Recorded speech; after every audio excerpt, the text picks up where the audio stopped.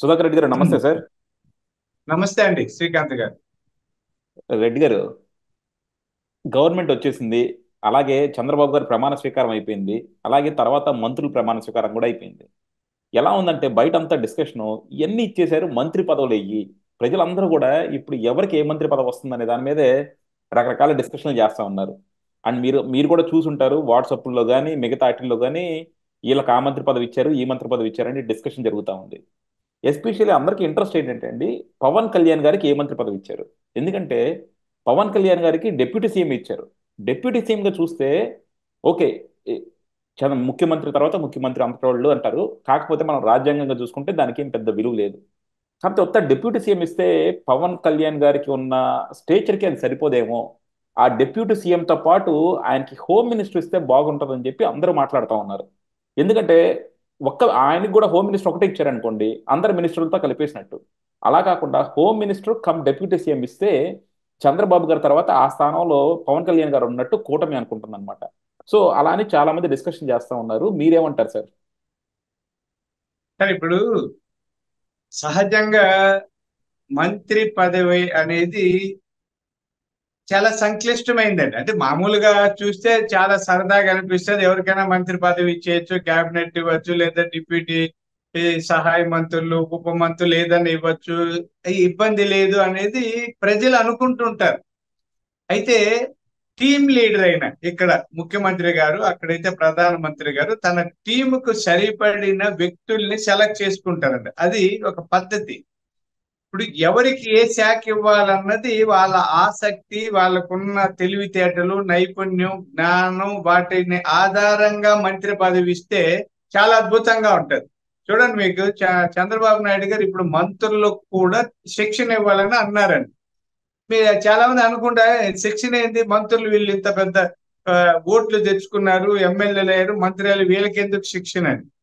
మనం మీరు వినుంటారు, ఆ ప్రమాణం చేసేటప్పుడు నాకు తెలిసిన సమాచారాన్ని అంతవరకే వాడుకుంటాను, ఏ విధంగా కూడా ఇతరులకి ఆ సమాచార వ్యక్తులకు కానీ సమూహాలకు కానీ వ్యక్తికి కానీ దాన్ని పంచను చేయను, రహస్యాలు కాపాడుతాను, ఈ ప్రజా రక్షణ కోసం కృషి చేస్తే ఇవన్నీ ఉందండి.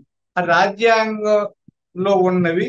తర్వాత ప్రమాణ స్వీకారంలో పొందుపరిచిన అంశాలన్నింటినీ పరిశీలిస్తే తెలివి లేదనుకోండి మనకు, ఆ మంత్రి ఈ వర్గానికి లేదా ఆ మంత్రి శాఖకి న్యాయం చేయలేమని. అందుకని చంద్రబాబు నాయుడు గారికి చాలా అనుభవం ఉందండి. ఆయన కొత్తగా అయిన వ్యక్తి కాదు కదా, ఇప్పటికే 14 ఏళ్ళు ముఖ్యమంత్రిగా చేసిన వ్యక్తి. నన్ను అడిగితే భారతదేశంలో చాలా అరుదుగా కొందరు గొప్ప ముఖ్యమంత్రులు ఈయన ఒకరు. ఆంధ్రప్రదేశ్ లో నాకు తెలిసి ఇంకొక 50 సంవత్సరాల తర్వాత కూడా చంద్రబాబు గారి రికార్డును బ్రేక్ చేసేవాళ్ళు రారు. ఎందుకంటే 14 ప్లస్ ఒక 5, 19 ఏళ్ళు ముఖ్యమంత్రి చేస్తారు. అంత చేయగలిగేవాడు ఇంకా నాకు తెలిసి పుడతాడో లేదో నాకు తెలియదండి. మేమంతా ఉండము. మీ తరంలో కూడా సాధ్యం కాదేమో నా అంచనా. అది వేరు. మీరు అన్నట్టు పవన్ కళ్యాణ్ గారికి హోం శాఖ ఇస్తే మంచిదని ఈ బాగా సోషల్ మీడియాలో జరుగుతాను. ఎందుకంటే ఇప్పుడు జగన్మోహన్ రెడ్డి గారి అక్రమ పరిపాలనలో, అవినీతి పరిపాలనలో, దురాగతాలు, దుష్ట నీతి, హింస, ఆ తప్పుడు కేసులు పెట్టి అరాచకాలు సృష్టించిన వ్యక్తిని లేదా ఆ వ్యక్తుల్ని, ఆ వర్గాన్ని, అధికారుల్ని కట్టడి చేయాలంటే ఆ ఈయన బాగుంటది పవన్ కళ్యాణ్ గారు అనే వాళ్ళు ఒక ఉన్నారు. అలాగే లోకేష్ గారి పేరు చెప్పేవాళ్ళు ఉన్నారు, అచ్చెన్నాయుడు గారి పేరు చెప్పేవాళ్ళు ఉన్నారు. ఇలా చాలా మంది పేర్లు చెప్తారు. అయితే వాళ్ళ ఆసక్తి కూడా కనుక్కోవాలి కదండి. ఇప్పుడు చాలా కీలకమైనది హోం శాఖ అంటే. ఆ, ఆయనేమి సవ్య చాచి లాగా. ఇప్పుడు నేనేమి ఎవరిని కాదు, పవన్ కళ్యాణ్ గారు ఇప్పుడు సవ్య చాచి మాకు అర్జునుడు.